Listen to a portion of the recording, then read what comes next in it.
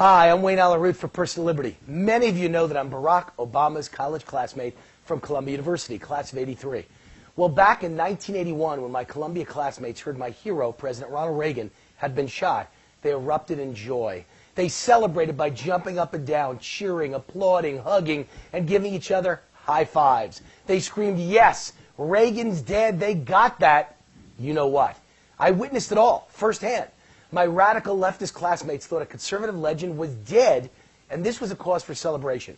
I remember thinking, they're celebrating like it's New Year's Eve. After all, that's what you do on New Year's Eve and New Year's Day. You celebrate.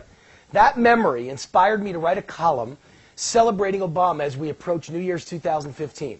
Let's not rehash the bad stuff, the disastrous stuff, the tragic stuff, the decline and perhaps even the death of America at the hands of a radical big brother tyrant. That's not the way to celebrate New Year's. Let's look at the bright side. You know, the glass is half full. Now, you might ask, what is the positive side, the bright side of the Obama presidency? Well, there are a few groups that should, in fact, celebrate. For my fellow constitutional and Second Amendment patriots, Obama is the greatest gun salesman in history. Over 70 million guns have been purchased since Obama took office. This man opens his mouth, reads from the teleprompter, and instantly, Americans are inspired to buy all-time record quantities of guns and ammo. If you're a fan of the Second Amendment or a gun dealer, Obama has been the answer to your prayers. Celebrate. For my fellow fiscal conservatives and capitalists, Obama is the greatest gold salesman ever. Conservatives love gold.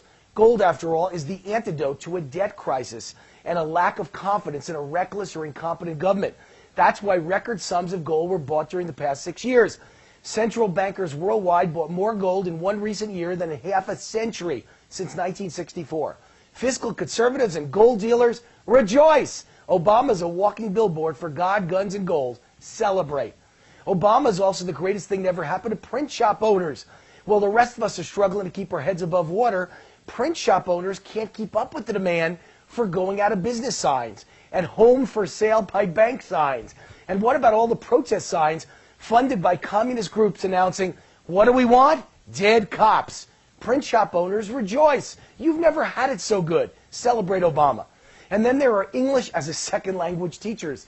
There may be very few good jobs left in Obama's America, but if you speak both English and Spanish, the sky's the limit. With the border wide open and Obama announcing amnesty for illegals, celebrate if you're a teacher of English as a second language. You have the most in-demand job in America, for now. Unfortunately, demand for prison guards may soon surpass your job. Obama is the greatest thing to ever happen to government bureaucrats.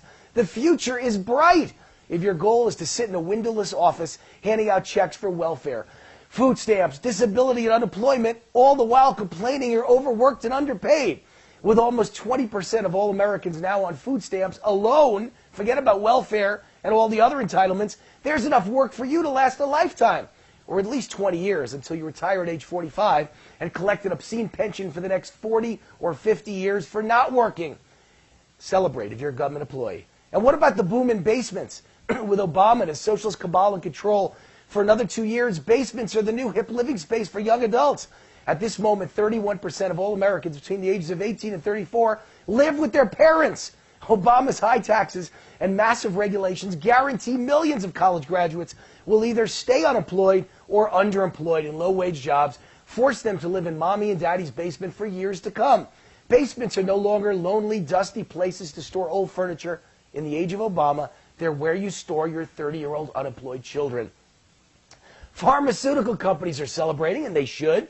A record 30 million Americans are dependent on antidepressants.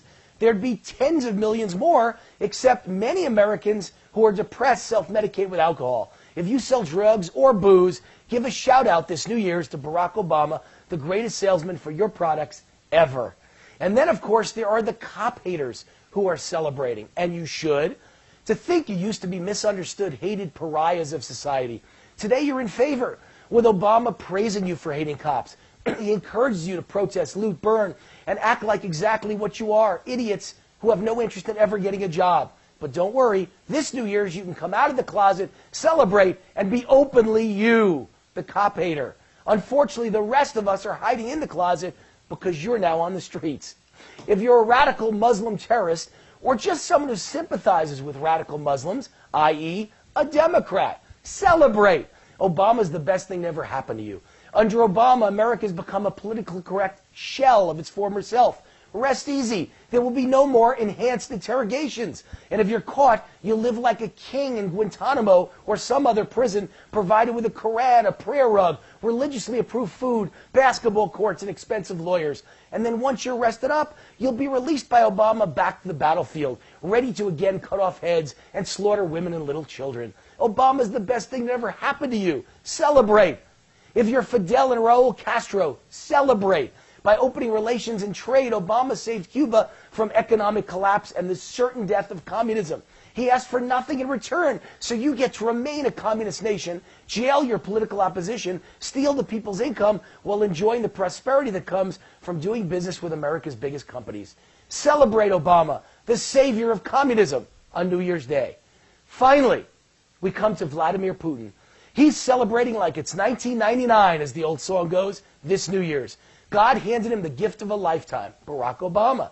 Obama pulled off a miracle for Putin and the Russian people. He made your bankrupt, decaying country look like a world power again. He gave you power over the world. He gave your demoralized military swagger. Obama managed to do something even Putin couldn't do. Put Mother Russia in the driver's seat and America in the back seat. The only question is this a coincidence or was this Obama's plan all along? Yes, there's certainly a lot to celebrate this New Year's.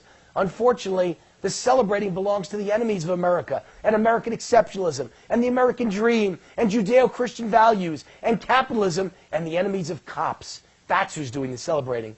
I'm Wayne Alaroot for Personal Liberty. Thank you from the bottom of my heart for all your support in this past year. I greatly appreciate your reading my column. I read each and every comment under every column. I love to hear what you think. Happy New Year and enjoy your food, celebration, and football today. God bless America in 2015.